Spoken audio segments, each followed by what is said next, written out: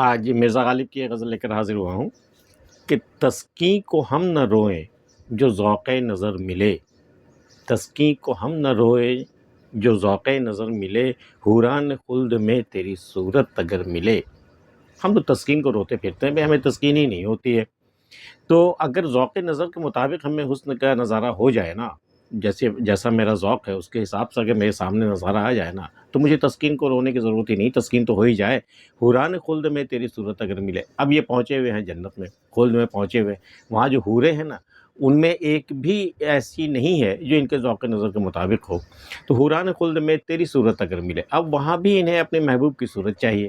اگر ان حوروں کی صورت ان کے محبوب سے ملتی جلتی تب تو پھر ٹھیک ہے، وہی تو نہیں مل رہی ہے نا، وہی تو تسکین کو ہم نہ روئے جو ذوق نظر ملے، ذوق نظر کے مطابق وہ حوریں بھی نہیں ہیں۔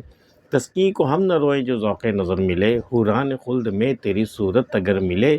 اپنی گلی میں مجھ کو نہ کر دفن بعد قتل، میرے پتے سے خلق کو کیوں تیرا گھر ملے۔ دیکھ مجھے قتل کرنا ہے کر دے، لیکن مجھے دفن اپنی گلی میں مت کر دینا، ورنہ کیا ہوگا کہ لوگ اسے مزار مان کر کے اس پر منتیں مانگنے آئیں گے، پھر اس پر پھول چڑھانے آئیں گے، تو پھر اور اس کی وجہ سے پھر کیا ہوگا کہ تیرے گھر کا پتہ لوگوں کو مل جائے گا کہ تو کہاں ہے۔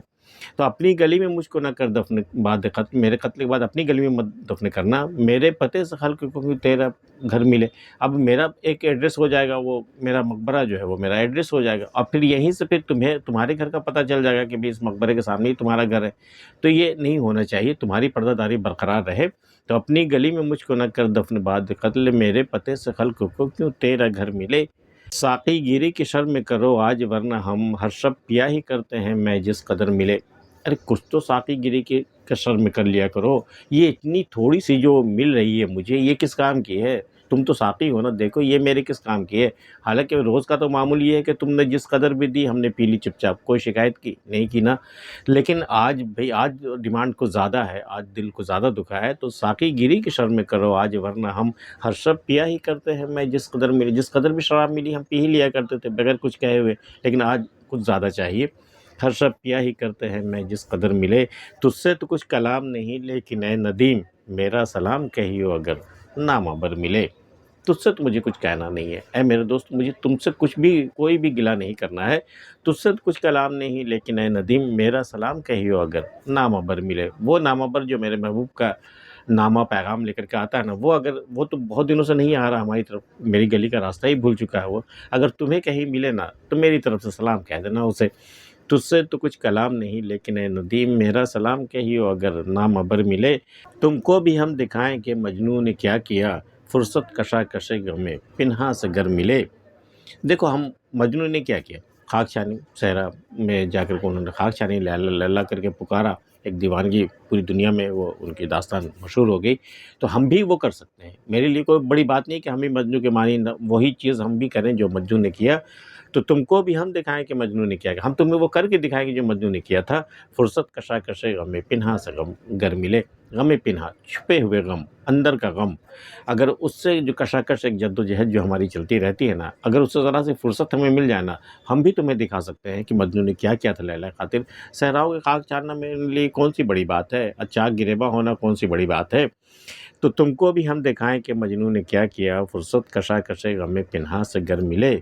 لازم نہیں کہ خضر کی ہم پیروی کریں، جانا کہ ایک بزرگ ہمیں ہم سفر ملے۔